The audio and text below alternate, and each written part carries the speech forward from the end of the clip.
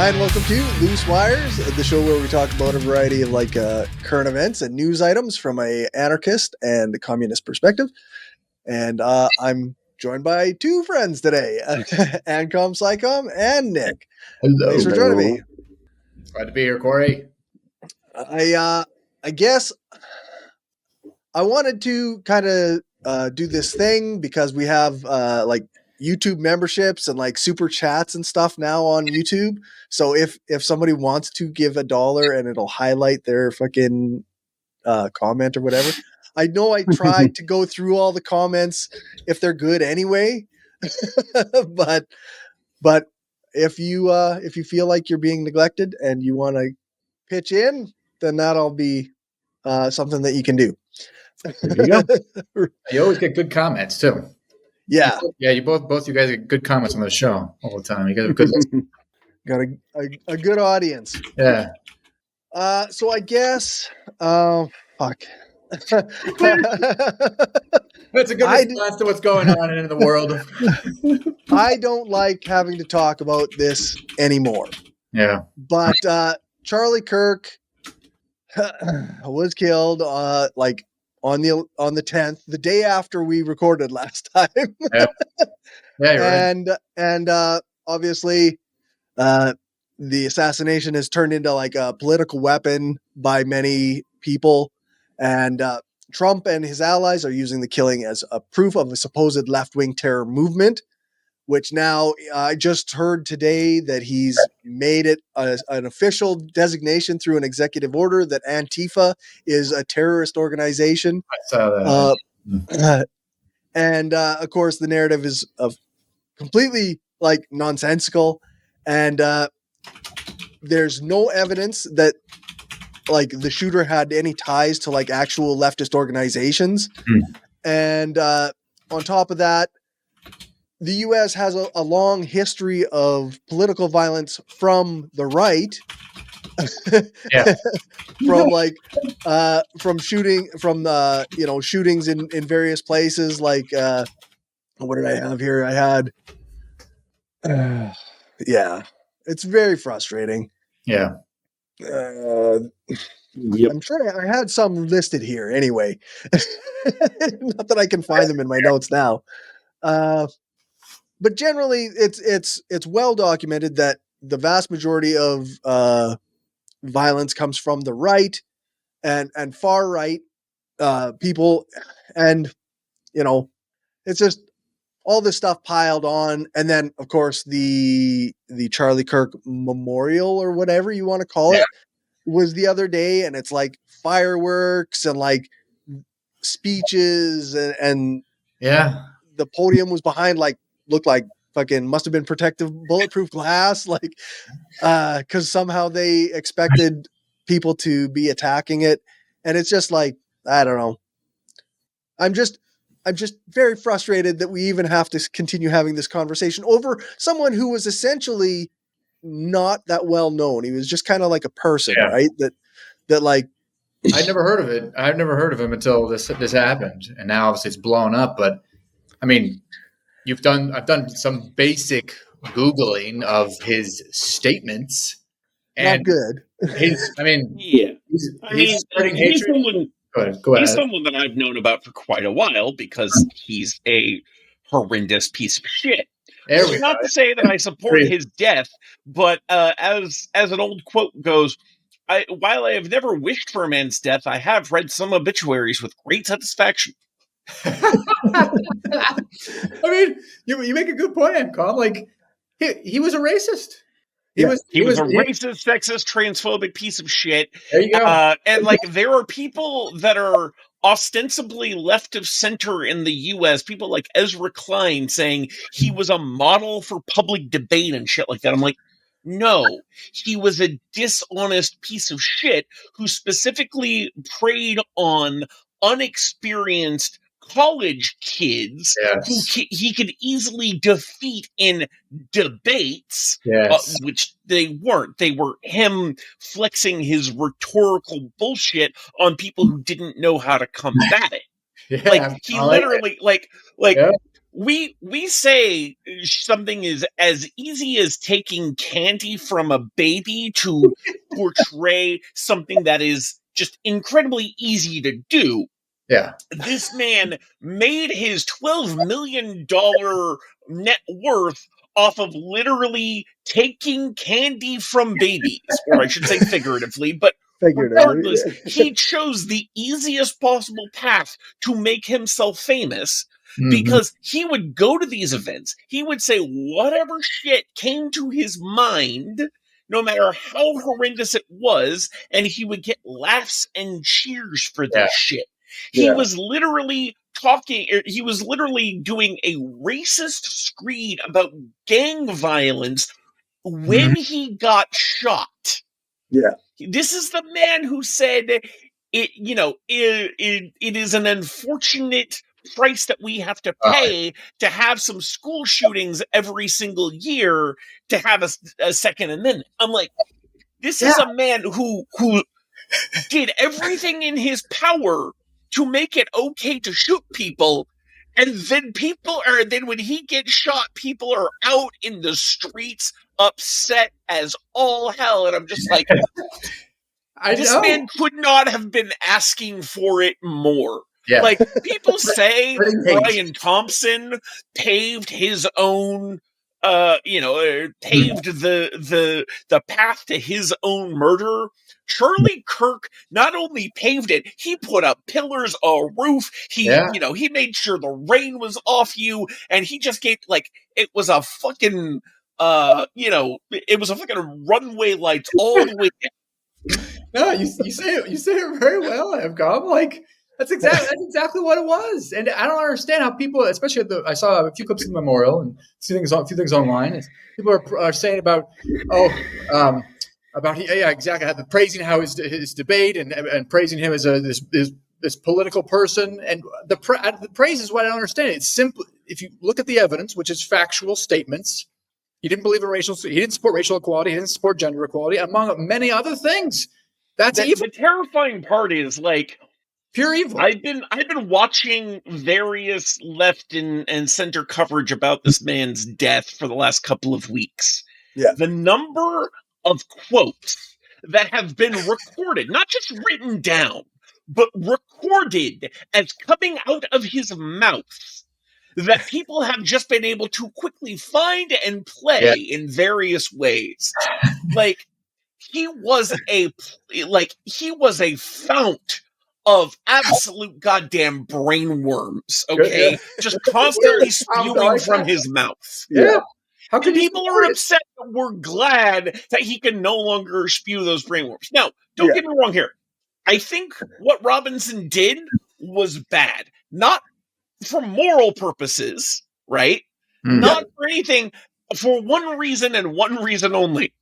Because you took out the loudest mouth that they had and turned him into a martyr, and now we're seeing the downstream consequences of this. Like, if you believe the charging documents against Robinson, specifically the text messages between him and his roommate, and him saying he was concerned about his roommate's safety because allegedly the roommate is trans, then this was probably the worst thing you could have done, because as soon as your name got out there and these messages got out there, you just put a giant fucking target on this other person's back that had nothing to do with it, no direct connection, only an indirect connection to, through the fact that, they happened to be in a relationship with the person who did it, but they had no knowledge of it. They were not involved in planning. They probably didn't want him to do this. So they were almost certainly as opposed to it as we are, if not more so. And now they are going to be the target, and they and lots of other trans people and leftists, colloquially speaking. So strategically, it just wasn't a good plan. And in terms of leftist organizing, lone wolf shit like this is almost never a good idea. Agreed. So, if you're gonna do shit, Do it with your comrades. Organize. That's right. People. Organized. Exactly. I'm not going to say what shit you should or shouldn't do, but, organize. Yeah. Do it in groups. Yes. Yeah, for sure. Security in numbers and all that shit. That's right. That's right. We've got, I just want to say, Kai Matar is here, Some Random Geek is here, Relocked is here, and Freaking Bigot is here. So, hi, everybody. Praise Satan indeed. Praise Satan indeed. Great. Yeah. No, I mean, I guess I kind of said my piece here at the start. Like, I don't like this. I don't like having to talk about it. I don't like that everybody's still talking about it. And I'm kind of over it in a sense. I agree. And it's like a rallying point for their cause, which doesn't make any sense. I'm like, just look at what he said. Do your basic due diligence. That's what we talked about last time, Corey. It's like, do some basic research. Is that horrible? Yeah, that's right. Human equality. You can't support someone who doesn't support that. And I think that is ultimately why they support, or they're making a big deal of it, because they don't support like equality and whatnot. Yeah, if you support a racist, you're a racist. Yeah, that's right.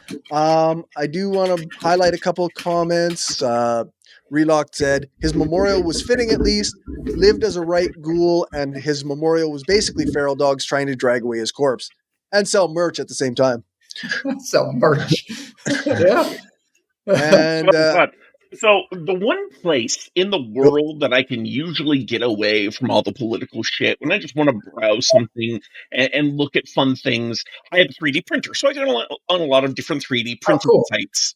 I was scrolling through one of them yesterday, and that, like, within the first 10 pages, I saw at least 4 or 5 different prints related to support for Charlie Kirk or Turning Point USA. It was wild. Yeah, unbelievable. I didn't want that in my 3D printing shit. All you're trying to do is embrace your creative I'm just looking for fun shit to print. I don't need that crap.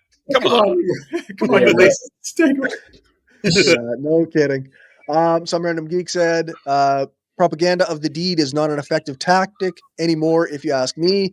And then Relocked said, based on it being the inciting incident for the creation of international law, it may never have been. And yeah, I kind of agree with that. I know there's still lots of debate amongst various anarchists about propaganda of the deed, and sometimes I feel like it is something that can be done, but sometimes, like things like this, it seems like it's going to backfire, right? Look, propaganda of the deed is not an effective tactic by itself, but then again, no tactic is effective by itself. Right. This is why a diversity of tactics is required. Yeah. Propaganda of the deed is one of many tactics that can be used, and I'm sure that there are points at which it can be effective in tandem with many other many other tactics and strategies. So, just don't put all your eggs in one basket, people, or, in this case, one bullet. Yeah, that's right. Organized, like you said. Well, I suppose we can move on now. We talked about it. We covered the major event that everybody's talking about. So, now I'm not sure how this is going to work when I'm with 3 people, but we'll see how this goes. Sharing this screen. I'm going to bring that up. Oh, there we go. Roller coaster ride over here, folks. Yeah, Trump has turned visas into a cash grab for the wealthy while locking out skilled workers. The new rule hikes H-1B visas from a few $100s, which is, I think it was $215 based on what I read, to $100,000 a year, which will make the program unusable for most companies and workers.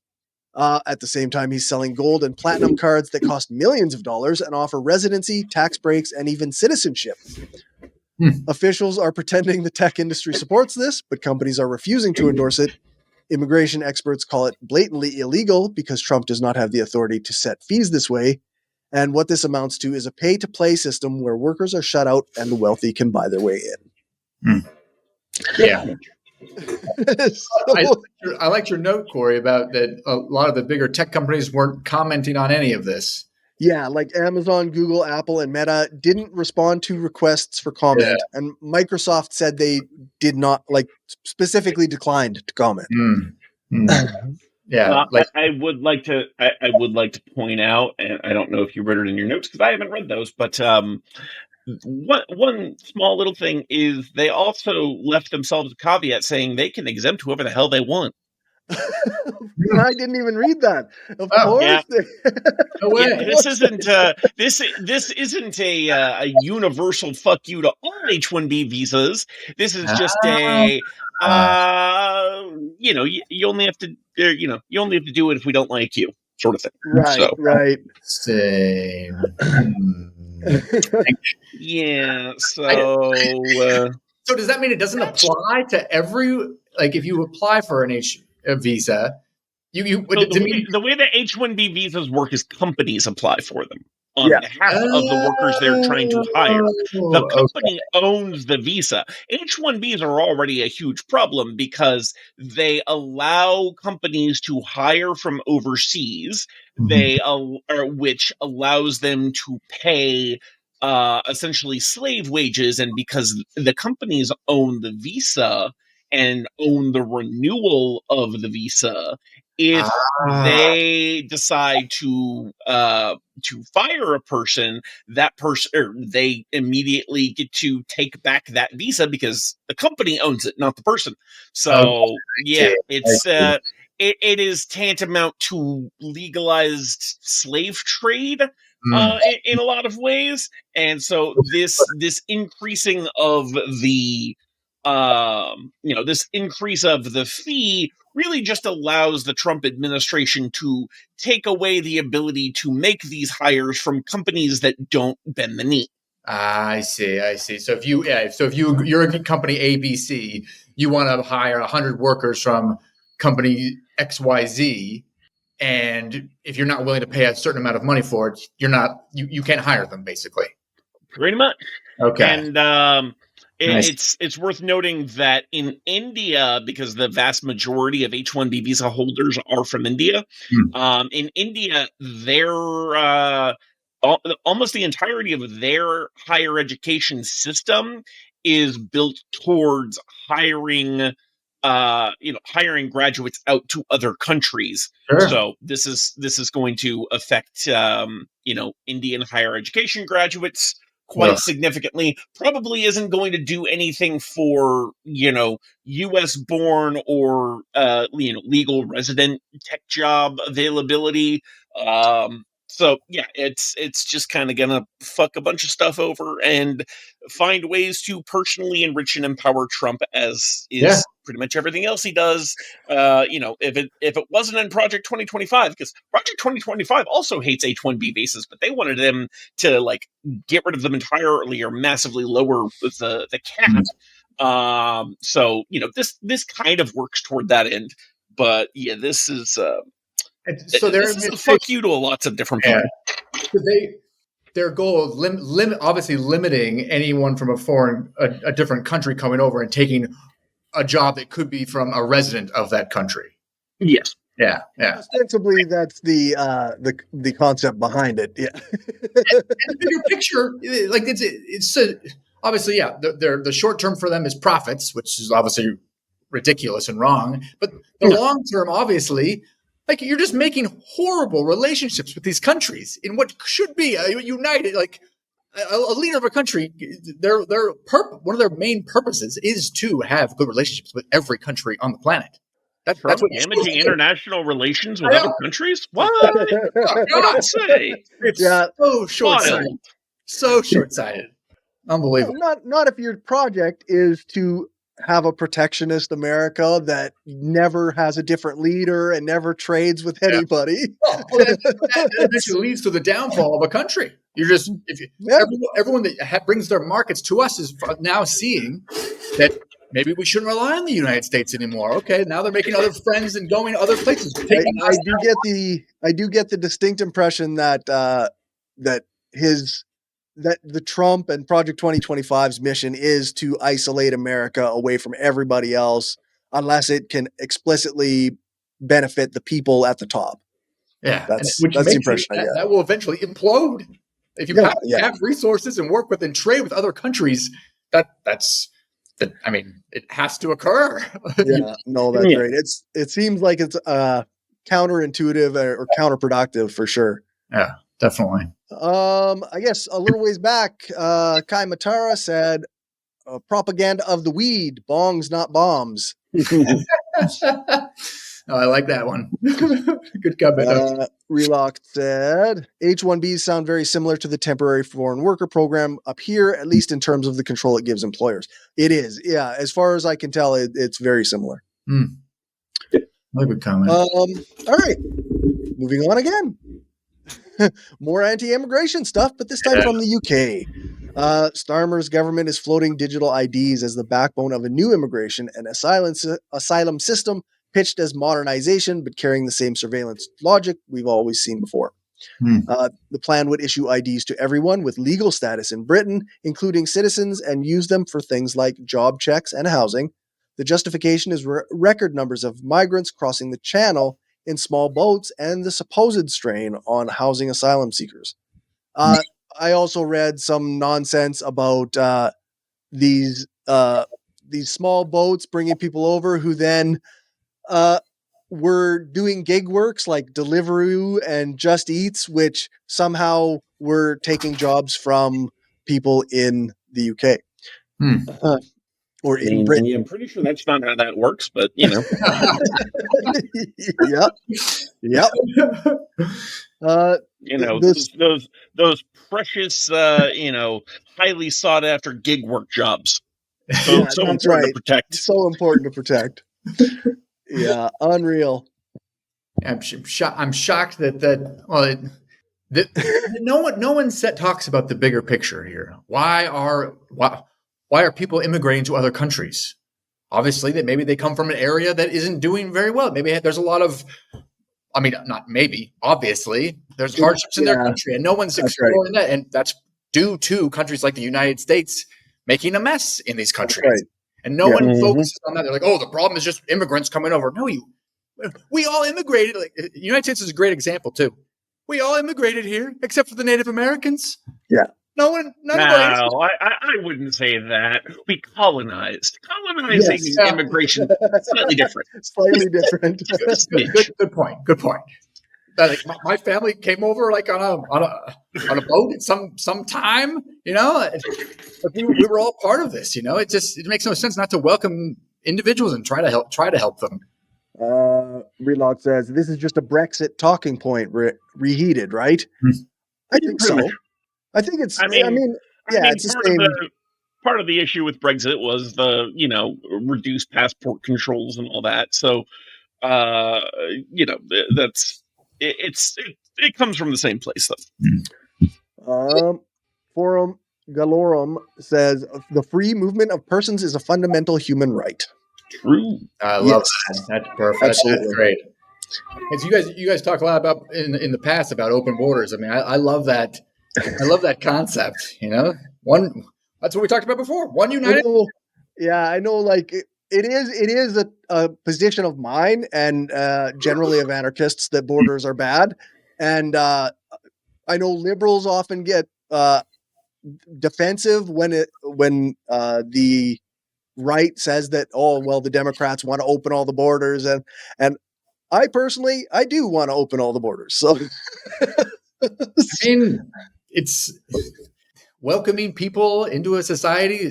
I want to do the same thing overseas. I want to go work in Russia and Iran. I want to work in these places and learn about their cultures and in China and anywhere else. It shouldn't be so where people are. It's frowned upon. It should be. I'll go and pay taxes anywhere and work and with my wife, and I'd be happy to do something like that. That's how it should be. Kai Matara said, decolonization sounds like an enema procedure, fitting considering colonization was so shit. Good one. And then some random geek said, borders are violence. Yeah. I guess one more comment here and we'll move on. Forum Galorum, I favor no borders at all. Let the whole human species live as one in freedom and peace. That's I cool. agree. Yeah. Yep. Great All comment. right. Great comment. Next one up. We got Nepal. Protests in Nepal against a government social media ban quickly turned to a generational uprising. Thousands of young people took to the streets with chants against corruption and nepotism spreading from Kathmandu to cities across the country. The state answered with bullets, killing at least 19 and injuring hundreds. Many were shot in the head or the chest. Yeah. Within a day, the prime minister and home minister both resigned, and the government repealed the bans. But the anger is not just about social media. It was about corruption and nepotism and, serious problems within the state. Relock said, Crime Think has a killer article on this too. I should look that up and add it to the show notes. Gen Z is demanding accountability in a system where elites flaunt wealth while youth face unemployment, inequality, and no future at home. The crackdown exposed how fragile the politics here are. Now, maybe I'm remembering a different country, but like, wasn't someone elected like by Gen Z over Zoom or something like that as the new Yes, that prime minister? is an update after this article. Yeah, that's right. Cool. That's what, like I remembered hearing about that, and like there was an incredibly popular new prime minister elected basically over Zoom, which I thought was wild, but. Imagine trying to do that in the United States. That update seems to have gone in a positive direction. Forum Galorum said the revolution was not televised, but it was on Discord. Yeah. I mean, obviously horrible that we said 19 people died? Yeah, 19 people died. Absolutely brutal crackdown by the police. 400 injured, according to my notes here.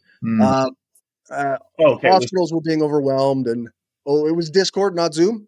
Yeah, it was Discord. After days of violent protests, social media ban in the fall of Prime Minister KP Sharma Oli, the Himalayan nation now has its first woman prime minister, Sushila Karki. What makes her appointment extraordinary is not only her background as former Chief Justice, but also the way she was chosen. For the first time, citizens informally gathered on Discord and vote and agree on a candidate who would later be sworn in as the country's interim leader. Wow.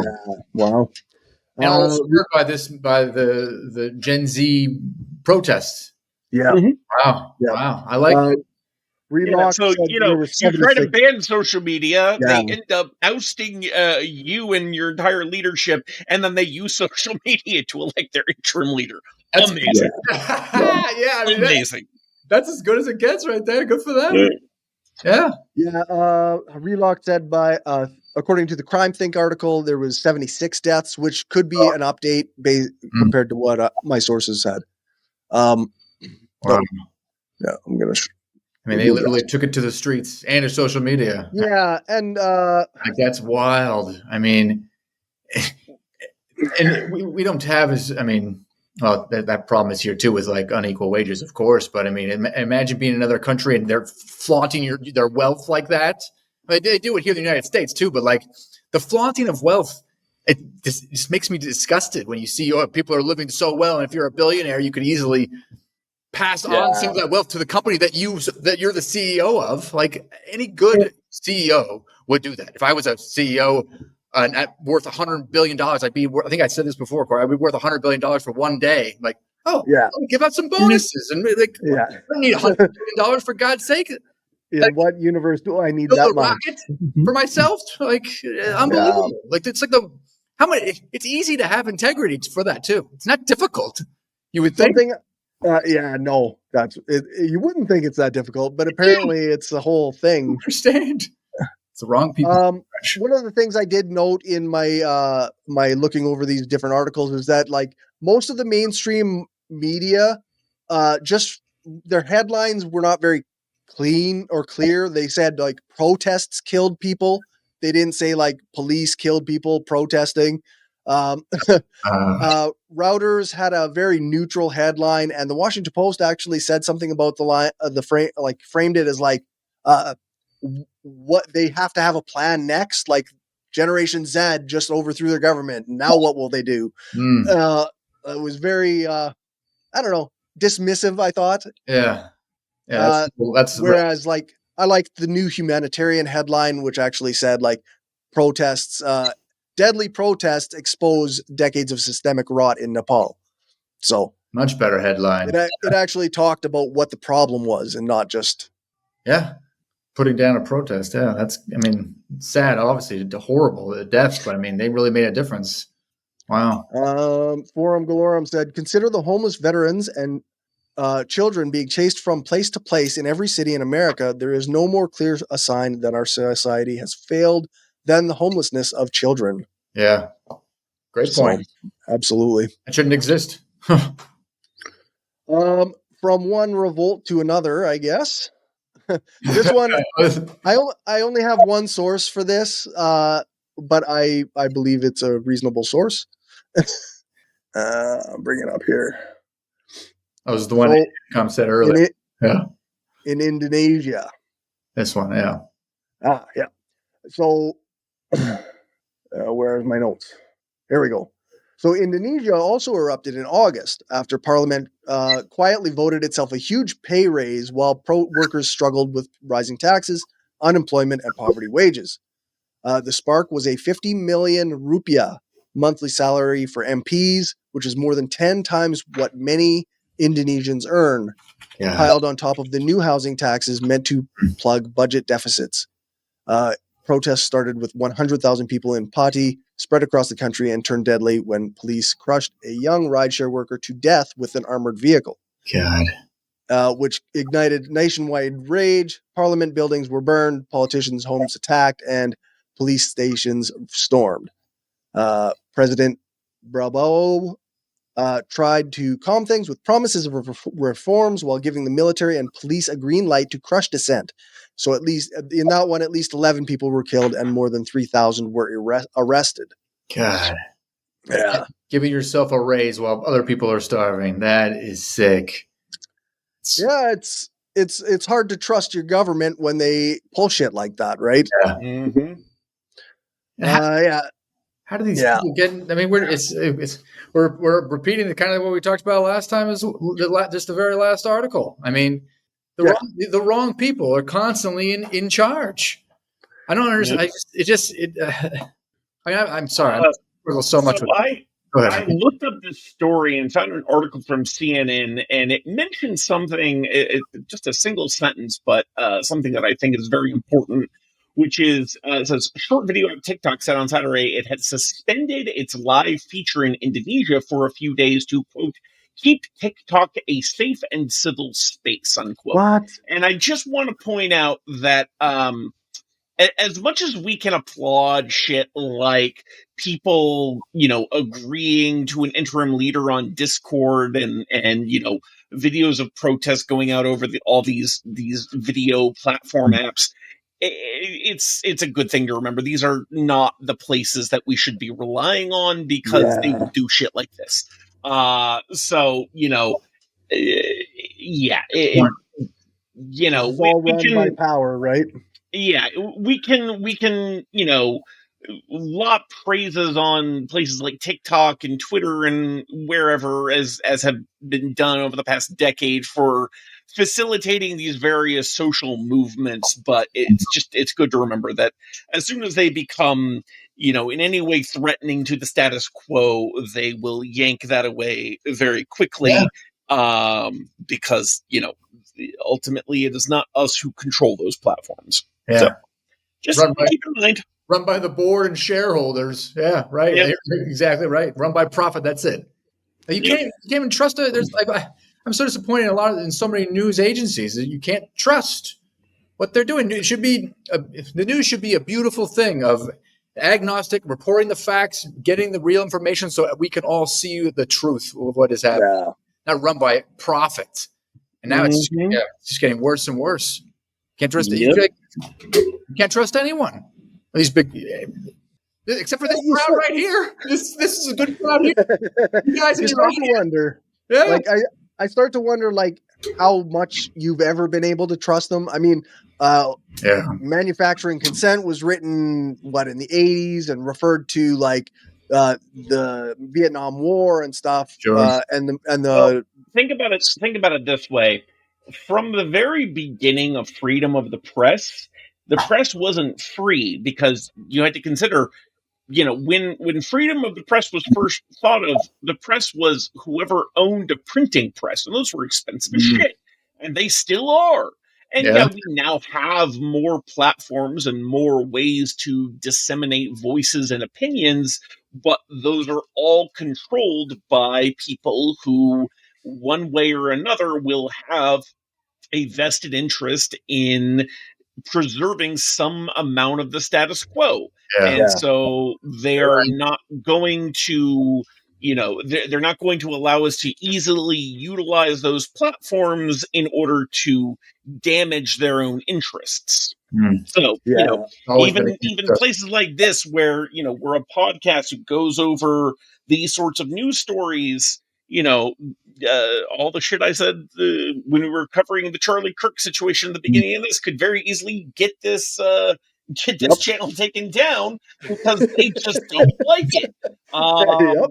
So, this is why I don't really censor myself too much on these sorts of platforms, because they're going to take us down if they don't like what we have to say, regardless how nicely said it is. Because that's just how if you're a threat, they'll take you down, whether you're polite or not, right? Yeah. So, coward. So we we use our voice, when and how we can, and if they take it down, we find somewhere else, and all I'm trying to say is don't rely on any one platform to get a message out. Diversify as much as possible, and if you haven't already, I recommend going to the self-hosted subreddit, because there are a lot of programs out there you can host yourself, and to a certain amount get around a lot of that potential censorship. I haven't looked. What's it called? You said it's self-hosted. It is a subreddit dedicated to learning how to host your own alternatives to various software, self-hosting videos, files, images, communication platforms, all sorts of different things. So it's something I've been doing for a little while now, and it's a lot of work because you've got to know how to be able to set up and maintain that IT infrastructure. Luckily, that's my job, so I'm already somewhat knowledgeable on that. But it's a useful way to go because it can help kind of get stay under the radar for things like censorship and data privacy, and it's not foolproof. Nothing is on the internet, but it's certainly a lot better than voluntarily giving up a lot of your data to giant corporations who want to use you for profit, and as soon as you are a threat to that, they will dump you. Just profit. Yes, we all want to make profit to live, of course, but enough is enough, for God's sake. It's too. We got a couple comments. Some Random Geek said the same thing happened in Guatemala 5 years ago. The Guatemala Congress voted themselves a raise, taking from the food stamps funding. The people burned the Congress building in response to that. There you go. Yeah. And Relocked said the enclosing of the digital commons is also an enclosing of the popular imagination. We need to stop letting those in power control the possibilities for our future. There's so much control. Ridiculous amount of control with these people. All they kill themselves. Yeah. I guess I never understood that. The Irish rap group Kneecap has been banned from entering Canada, accused of supporting Hamas and Hezbollah, which is charges that they flatly deny. The ban says that the ban is an attempt to silence them for opposing Israel's war in Gaza, which I concur. Um, the war in Gaza, the genocide in Gaza, which has killed more than 65,000 people. It's not the first time they've faced bans. This isn't the first time. They've faced bans in Europe. They've had festival cancellations and even terrorism charges in the UK for allegedly displaying a Hezbollah flag at a gig. In relation to that, apparently, like they say that someone threw the flag up on the stage, and that's why it was there. Their case shows how governments are using terrorism accusations to shut down cultural and political dissent, especially around Palestine. For Canada's Liberal government, it's a way to brand pro-Palestinian speech as incitement for hate. While Jewish organizations are cheering the ban as victory, Kneecap argues they've never condoned violence and that no member has ever been convicted of a crime. And the fight over their tour is really about whether criticism of Israel is treated as legitimate political expression or criminalized under terrorism laws. So more control of big government, more big government control when they don't like something. Yeah, control. I mean, my initial reaction to this was that the Canadian government is, it's just one of these things that they do while they don't close the loopholes that allow the shipping of arms to Israel. Yeah. You were saying before that was your last episode. That's right. Like, still a piece to a gun that has to have, but probably not a deadly weapon. But it supports a deadly weapon. That's right. Those loopholes. And the band has said that they will sue the government. I'm not sure how that will go, but good. All the more power to them, I guess. I always feel like I need to mention that this 65,000 number seems low to me. There was a paper put out a year ago, I think, a year and a half ago now, probably, that already had the number at much, much higher than that. But 65,000 is the technically official number right now, right? So, yep. As of today, as of last week, the reported fatalities total 65,062. But that is almost certainly an undercount. Yeah. God. No end in sight either. Yeah, no, not at this point. I know I might have touched on it in a previous episode, but I guess like a variety of different states have now they've now voted to acknowledge Palestinian statehood, which is like at the UN right now. Good, but also largely symbolic and doesn't actually stop the genocide. So I think important something on that today. It's like they're like, it's great that they're recognizing it, but the main point of the article was that the U.S. is still the one that is behind this, and no one's really tackling that. Yeah, everybody's scared to because they rely on the U.S. for trade and whatever, and huge part of the problem, obviously. Profits, around profits, of course. Of course. Surprise. More stuff. This, I don't know. This stuff is starting to really get to me. This whole AI psychosis stuff. So in this case, a from Connecticut, Stein Eric Solberg, a 56-year-old man with a history of instability, killed his mother and himself after being convinced, with ChatGPT's encouragement, that he was the target of a covert plot. He called the AI Bobby Zenith and treated it as his best friend. Instead of grounding him, the chatbot validated his delusions, telling him his suspicions were of poisoning and assassination attempts were plausible.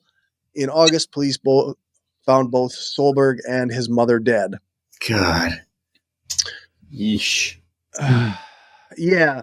They talk about a thing that like this thing that seems to happen in people, and it's called like the sycophancy of the AI bots, where it constantly is affirming you and constantly validating everything that you say, no matter how fucking backwards and wrong it is. Okay. And it plays into like the paranoid kind of like mindset in a lot of ways. I thought I had another link talking about that particular thing. So, I believe it was Relocked actually that it brought this to my attention. This story, because we had talked about various AI issues, like AI psychosis issues last time, and I didn't know about this story where the guy actually killed his mother and himself. Yeah, I don't know. I don't know if I have anything really particularly insightful to say about this, but it's really getting to me the number of stories people keep that on this coming is out, happening to. you know, and quick to market, no research, no thought about the response, no one being responsible for it, only looking out after the fact, after a tragedy has happened. Yeah. Mental health is a risk. I mean, no one cares about that until something happens. And even now that it has happened, what is anyone really doing about it? Not enough. Yeah, well, yeah, like what did ChatGPT say? Like OpenAI said they were saddened by this tragic event.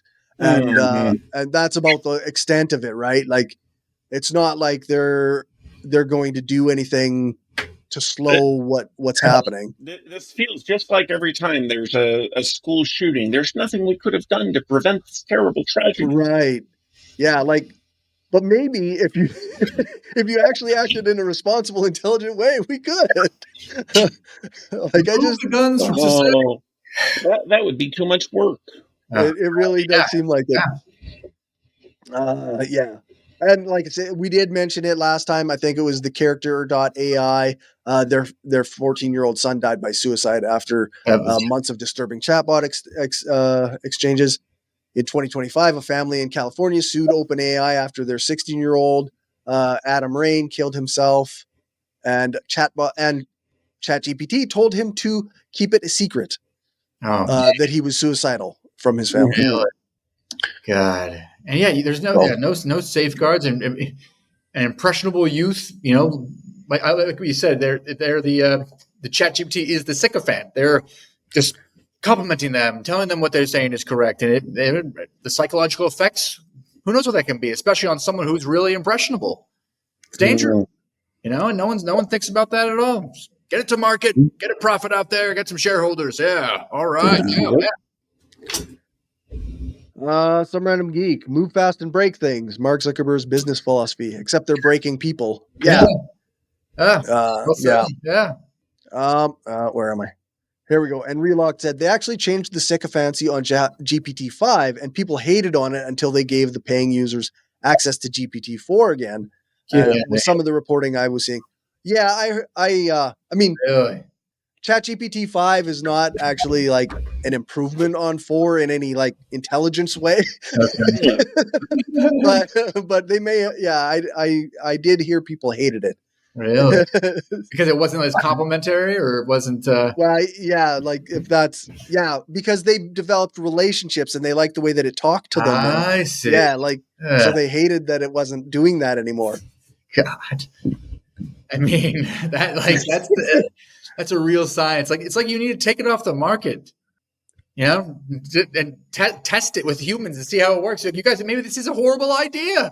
Maybe did anyone think about that? No. Although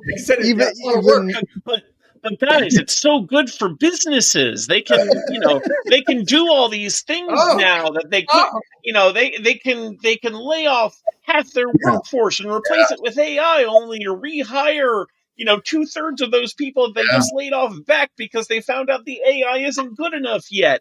It's so good for business, guys. That's literally the only reason that they have like these high evaluations is because they think that they're going to get to lay people off, right? Yeah, that's it. Yeah. And we'll take that to the shareholder meeting, and everyone will get more money. Hooray for us! I'll have 6 helicopters and 2 yachts now. Wow. Yeah. Amazing. Sick bastards. I wonder if Ed Zitron starts to feel like this, like, because I'm starting to feel like I'm repeating myself over and over again talking about AI. But I know he does a show every week about like tech, right? or Paris Marks, who does Tech Won't Save Us. Do they feel like this? Because I only do one story or two stories a week, every 2 weeks on it. I'm starting to feel like we're repeating ourselves. The stories keep on coming out. It's good that you're highlighting it.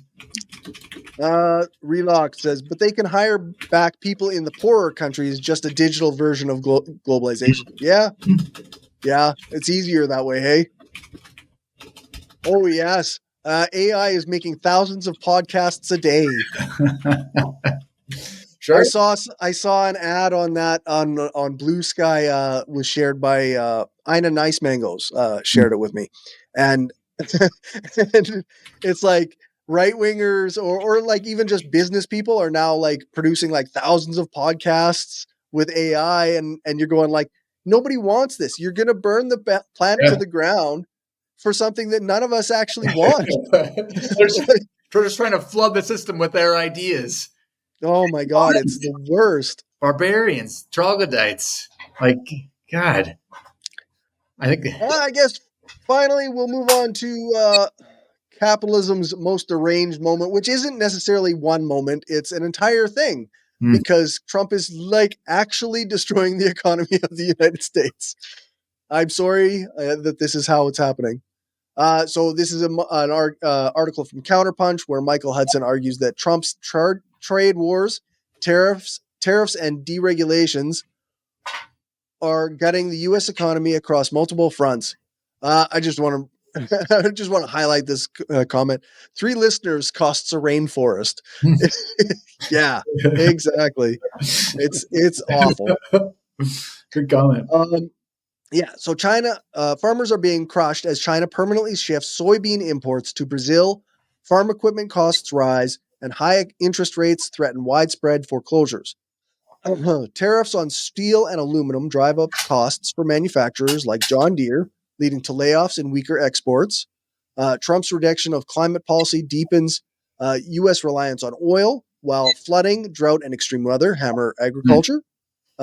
Sanctions and threats of kill switches for tech exports push countries like China to cut off purchases from the U.S., undermining U.S. competitiveness. Excuse me. Meanwhile, tariffs, deportation, and labor shortages fuel inflation across housing, energy, and industrial goods, while long-term interest rates keep mortgages and debt costs high. The U.S. dollar is weakening as the BRICS countries shift to trading in their own currencies and gold, and the outcome is a hollowed-out economy where costs soar, exports shrink, farmland concentrates in corporate hands, and regular people face rising costs of living. Yeah. So the government is just making more money on tariffs. That's the so they can spend more money on, I don't know, handing government contracts for weapons to their friends. Ultimately, I'm not sure that they're even really sure what they're doing at some points. I think you're right. Yeah. It's like, I didn't realize that this soybean thing was a thing until I read this article. Like, I didn't know that half of U.S. soybean production was down already, and like, what is it? 85% of the soybean crop in America usually goes to China, but now it's down to almost nothing because they're going to get it from fucking Brazil. So China's taking their business elsewhere. Yeah, that's right. Well, because of the tariffs we're imposing upon them. It's exactly what we were saying earlier in the show. The bigger picture of our clients, which are America's clients, are other countries. And if you create bad relationships with those countries and make it an unstable market, which the U.S. is doing, those countries say, oh, let's not do business with the U.S. Let's do business elsewhere. So that, yes, we will receive no more money in the future. We won't have any trading partners, and there will be no more jobs. It's like a recipe for implosion. Short term, short term, more profits come in right away. Long term, no one cares. Just about being short term. Yeah, that's right. It's about, well, and that's ultimately, I don't, it's the next quarter mentality, right? Like, nobody thinks like years in advance. They think, well, we have to be profitable in the next quarter. We have to have this much money coming in next quarter. Yeah, but this isn't a corporation. This is a country with people's lives. Which is, that's something I've been complaining about since before I was a socialist. Mm. like, like when I was still pro capital, I still was like, you have to think long term. You have to be able to think beyond the next quarter. I come from the financial world. Like the financial world, the main talk about for financial advisement is long-term investing, not to focus on the short term. Because if Right. you do, then you're just going to ruin your finances. Long-term investments, and a lot of those investments aren't yielding a ton of profits, but it's better for you in the long term. Safety and Right. avoiding risk. All Yeah. this risk, like it's backwards of what should be happening, and what they teach in the financial world. Like I don't think they have any idea what they're doing. No. A good Google is Howard Lutnick. He's the Commerce Secretary.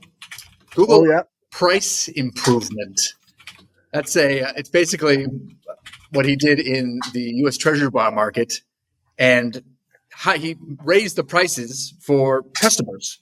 And originally they had to pay it, but what happened in the end was they all left that market. Yeah. And he had no more market share, ultimately meaning less money. That's exactly what's happening right now. He's like, that model is what he's doing for the world. And if you just do, if someone was aware of it, they could just see that didn't work in the past. Of course, no one's looking at that. Unbelievable. Some random geek says, so Corey, are you saying that capitalism is bad for capitalism? Why would we be saying that? That's silly. It's not like the internal contradictions of capitalism are constantly trying to tear it down.